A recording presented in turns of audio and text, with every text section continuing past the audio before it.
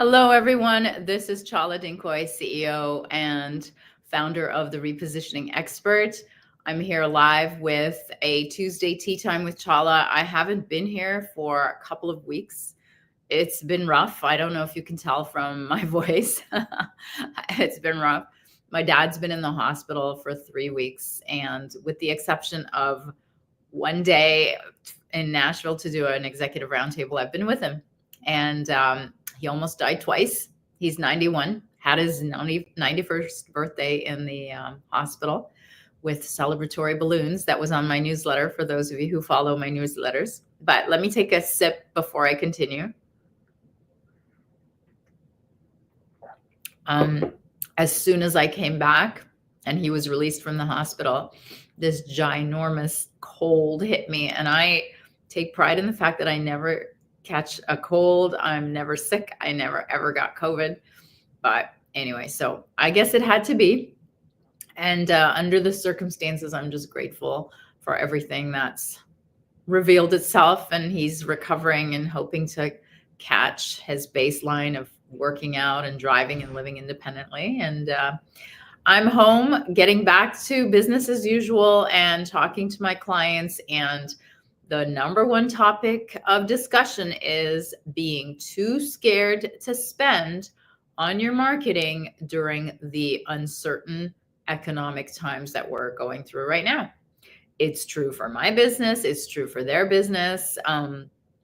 It's true for the globe, although I only work in the US and my clients are only in the US, but it's true for everyone. So I just thought I would do some research and find some numbers to back up some of what I've seen in my, long career of both being on the buying side, on one side of the table as a buyer of services when I worked for giant corporations, and as a small business owner for the last more than a decade and helping other small businesses. So let's get right into it. There's an ugly statistic that I found for you guys. The survey this Monday that CNBC revealed was that almost 44% of small business owners are expecting a sales decline. So who on earth would spend more money on their marketing if they're expecting a sales decline, you might ask. So here are some things that I will recommend, and I'm actively recommending my clients and community do to navigate their marketing and sales strategy during these uncertain economic times. So the first is focus on customer retention. The easiest thing in the world to think of, but not always the easiest thing to do. Now, here are some stats around why you should focus on retention, because profits, there's a increase of 5% if you're doing retention as well as new customer acquisition. So sorry, let me go back. This is like how live it is and how my brain is so much.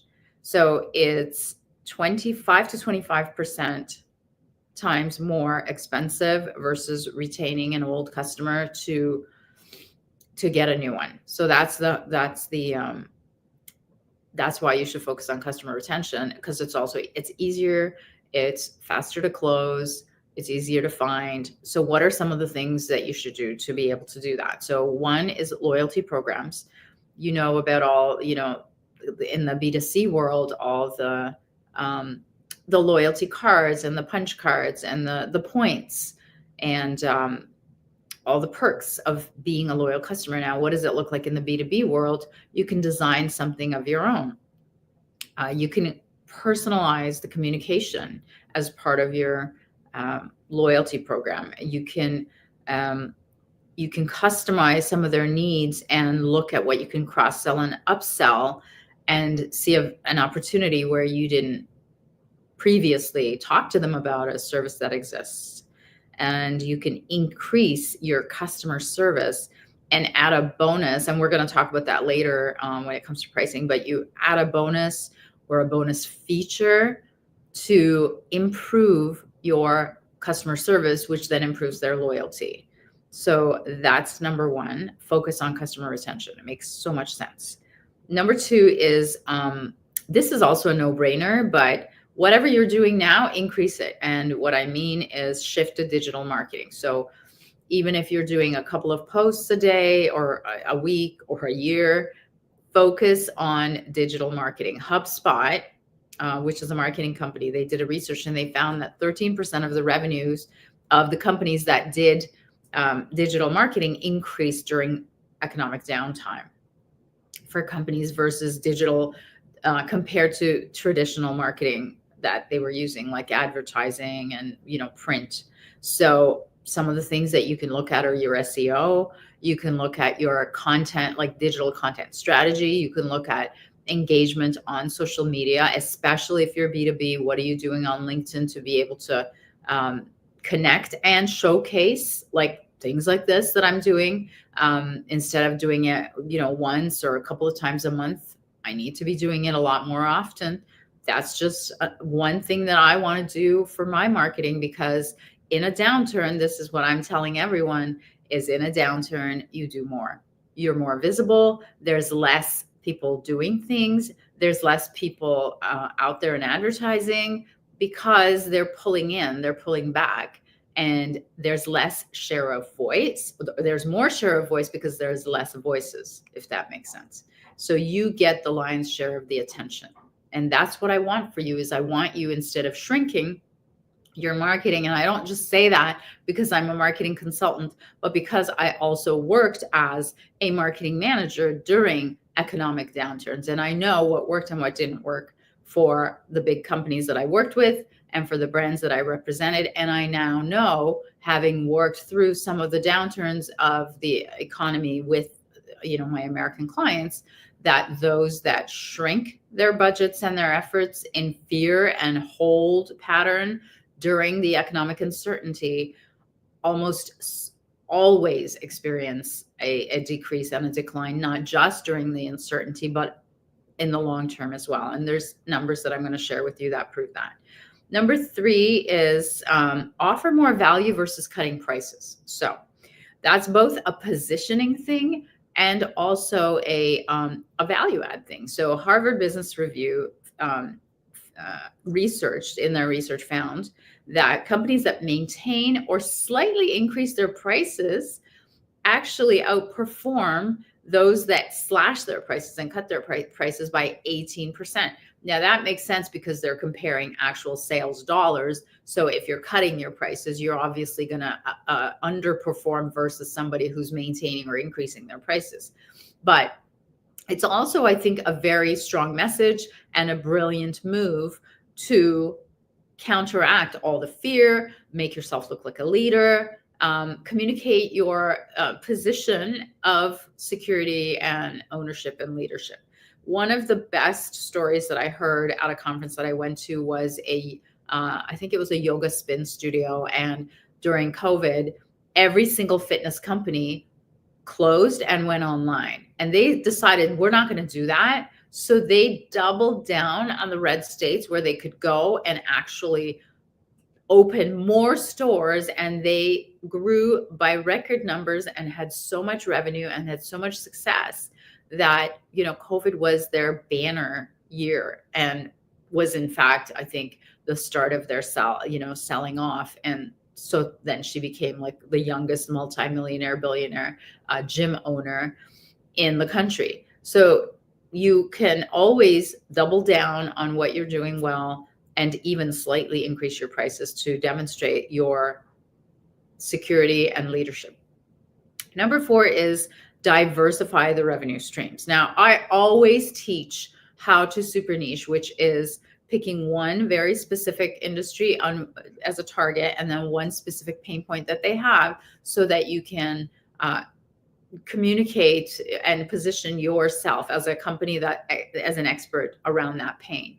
Now, you might ask, does this not go against diversifying? Well, you can have the same niche, but you can diversify revenue streams. So here's how, and here's why you should do it, because companies that had multiple revenue streams were 33% more likely to survive a downturn versus those that offered just the one service, and 55%, the multiple streams offered 55% less volatility during a downturn versus the single offering kind of companies.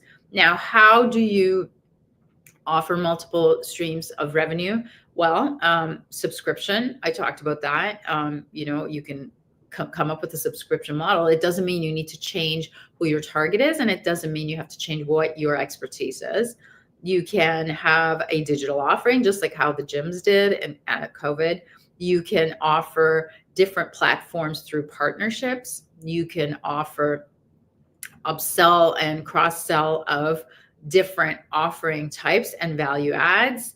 And, that could be a new digital, a diverse revenue stream. So these are some of the ways that you can diversify what you're doing and strengthen your offering in the marketplace. But it doesn't mean you're shrinking. It doesn't mean you're running away from the uncertainty. It certainly doesn't mean you're holding a pattern of doing nothing. This is all action. I was wondering when my cold is going to kick in and not be able to talk to you. I'm hoping this is going to be a quick one. I'm so cold, like I'm wearing like huge winter sweater. Okay, number 5, last way that you can combat, if you're too scared to spend on your marketing during an economic downturn, is use AI for decision making. So Deloitte found through a study that they did that data-driven decision-making companies were 23% more likely to make a profit during uncertainty than those that didn't use data. So what are some of the ways that you can use AI and, to track some of the data? One is look at your customer behavior, their purchase tree, their decision tree. Where do they go? What do they do during which time? And this is an amazing time to implement that. What about your marketing ROI? What are you doing in your marketing, and how much is it playing back as a sale? What about your sales metrics? How many people do you have to call to get how many of them on the phone, to get how many of them to commit to a meeting? Then how many of the meetings are you closing? Know your numbers cold. Track these with sophisticated or unsophisticated. It's all available, data-driven AI and other methods that you can get your hands on, as long as they are data-driven decision-making rather than fear-driven or emotion-driven. It has to be data-driven. Forrester's another research company. They did a year-over-year revenue study of companies that did this, and they found that there was a 15% increase of sales for data-driven decision-making companies during the last economic downturn versus 2% of the companies that did not use the data. So I think the writing is on the wall. You have to not stop working, but work differently, and not stop marketing, but focus on these very essential tips and tricks and tools and strategies that I've given you. And I hope you can stop feeling afraid, because I have succeeded in a downturn. I've lost my entire business when the borders shut during COVID, and I was still able to make a record, amount of revenue that I couldn't believe at the end of the year. I honestly couldn't believe it, but I employed all of these things that I'm telling you now, and I backed it up with research, and I hope it helps you. I hope it gives you some hope and gets you into action instead of fear. And I hope this cold goes away by the time I talk to you again next week. Thank you, and have an amazing week. See you next week.